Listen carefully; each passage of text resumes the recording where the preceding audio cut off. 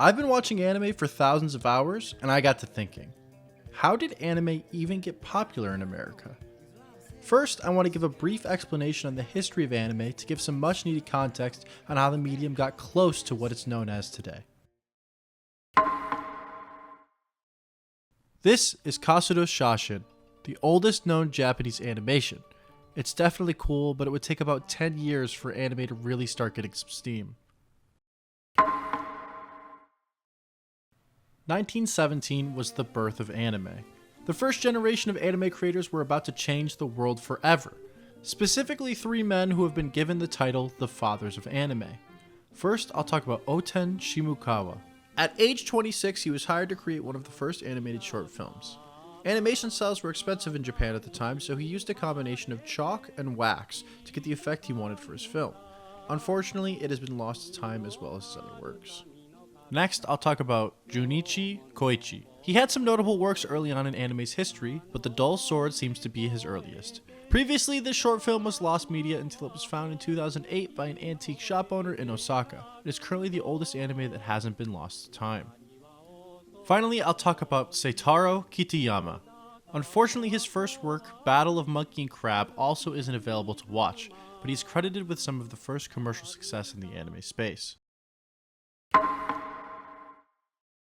Now, I know I said the ball got rolling, but it took almost 30 years for the ball to get rolling enough for the first feature-length animated film to come out in Japan. Directed by Mitsuyo Seo, Momotaro's Sacred Sailors was made as a World War II propaganda film. It's about animals completing naval training and leaving their families. This might not seem like a big deal, but World War II era anime is really what made the medium popular enough for post-war animations to exist and break free from a more political-centric theme. I promise we're getting closer to the main point of the video, and I'll prove it right now. At this point, American cartoons were starting to heavily influence the kind of animations animation companies in Japan were making. This cultural shift in the type of animation being made directly influenced the decision of Hiroshi Takahata and brought him down the path of buying an animation company and renaming it Toei Animation. I'm sure if you're watching this video, you will recognize that name considering it's still one of the biggest animation companies in the world. 10 years later, Toei released the first feature-length anime film in color, The White Snake Enchantress. 1 year later, Shonen Sarutobi Sasuke was made, becoming their second feature-length film and also notably, the first release of anime in America. Having left Toei and created his own animation company, Osamu Tezuka made a piece of animation that would change the industry forever. There you go, Astro Boy, on your flight into space, rocking high through the sky, more adventures soon you will make. A cultural touchstone now and a massive hit in 1963, Astro Boy isn't only influential to the entire anime industry, it's also the first anime that really became popular in America. It caused American companies to start acquiring more anime as well. 20 years went by and America was still trying to get on the anime trend that was about to pop off. In the early 80s, both Nickelodeon and Disney were trying to capitalize on the anime bandwagon that hadn't gone into full swing yet. 1988, Streamline Pictures becomes one of the first companies dedicated solely to dubbing anime. They dubbed anime like My Neighbor Totoro and Kiki's Delivery Service, making them only available as in-flight entertainment on some flights from America to Japan.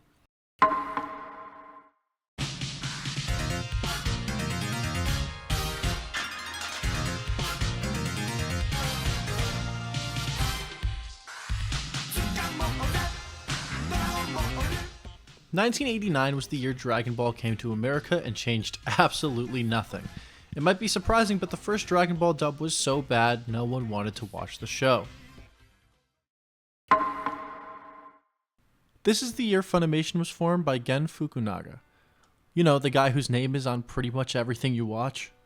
Gen made Funimation solely for the reason of getting Dragon Ball's American licensing rights. I don't think he realized how good of an idea that actually was. Dragon Ball was released again in America in 1995, but now with the Funimation dub. It also got a bad reception.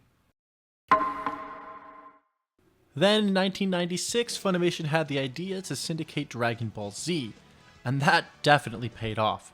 It's also worth noting that this year Neon Genesis Evangelion came out in America on VHS, and that obviously had a huge cultural impact. 1997 was the birth of Toonami, and also a chance for Dragon Ball Z to be seen by a lot more people. I wanna be the very best, like no one ever was. 1998 was the year the Pokemon anime was introduced to America. I don't think I have to tell you how huge that was to American culture, but Pokemon was and is huge. The cards, the games, the show, everything about Pokemon brought anime in America to a new level. After a couple years, Cartoon Network decided to change the host of Toonami from Moltar to Tom, and this is really where it started to kick off. But the mission objectives remain the same. My name is Tom. I'm the new Moltar. Welcome aboard the Ghost Planet Spaceship Absolution, Cartoon Network's first and only interstellar broadcast and exploration vehicle. I'll give you the tour later. From this day forward, she is completely responsible for all Toonami transmissions. I'm taking you guys into the new millennium. No big changes now, same show, same attitude. New place to do it, new guy to do it with. I'm not gonna waste any more time, let's get back into it. Later.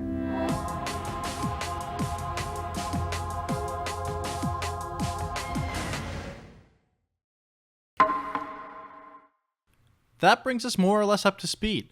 Toonami, with the help of Tom and his different iterations eventually being voiced by Stephen Blum, brought America most of the shows we love. Cowboy Bebop, Full Metal Alchemist, One Piece, Code Geass, the list goes on. It also inspired networks like 4Kids to try doing the same thing.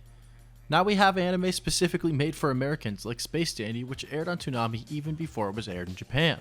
It's also worth mentioning that the money streaming services are putting into anime is having a huge impact on the popularity here. No matter how you slice it, anime has become huge in America. One Piece was the most watched show in 2022. That's insane. I mean, it's hard to even walk around without seeing it, either in stores, on cars, on clothes, or any other day-to-day thing anime has expanded to. I think that's great. I'm glad all of these things lead to us getting to enjoy something that we love.